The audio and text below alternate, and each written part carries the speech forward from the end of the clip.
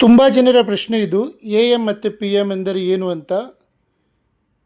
A M ಅಂದರೆ ಪೂರ್ವಾಹ್ನ, ಆ್ಯಂಟಿ meridian. ಇದರ ಅರ್ಥ ಮಧ್ಯಾಹ್ನಕ್ಕೆ ಮುಂಚೆ, ಬಿಫೋರ್ ಮಿಡ್ ಡೇ.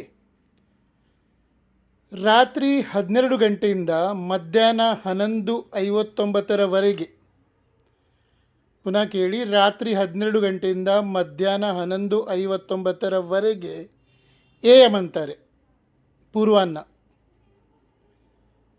ಈಗ ಪಿ ಎಮ್ ಅಂದರೆ ಅಪರಾಹ್ನ, ಪೋಸ್ಟ್ ಮೆರಿಡಿಯನ್,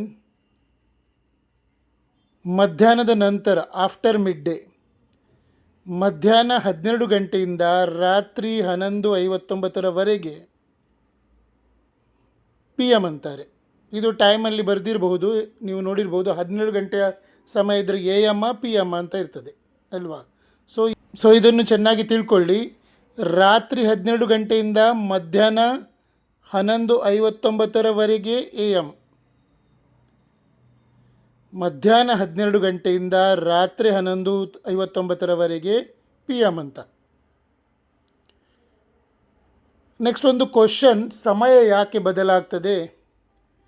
ಆನ್ಸರ್, ಸಮಯ ಬದಲಾಗುವುದಿಲ್ಲ, ನಮ್ಮ ಭೂಮಿ ತಿರುಗುತ್ತದೆ. ಭೂಮಿಯು ತನ್ನ ಅಕ್ಷದ ಮೇಲೆ ಪಶ್ಚಿಮದಿಂದ ಪೂರ್ವಕ್ಕೆ, ವೆಸ್ಟ್ ಟು ಈಸ್ಟ್ ಸುತ್ತುತ್ತದೆ. ಈ ಒಂದು ಸುತ್ತು ಪೂರ್ಣಗೊಳಿಸಲು 24 ಗಂಟೆ ಬೇಕು. ಯಾವಾಗ ನಿಮ್ಮ ಊರು ಸೂರ್ಯನ ಕಡೆ ಇರುತ್ತದೋ ಆಗ ಹಗಲು, ಡೇ.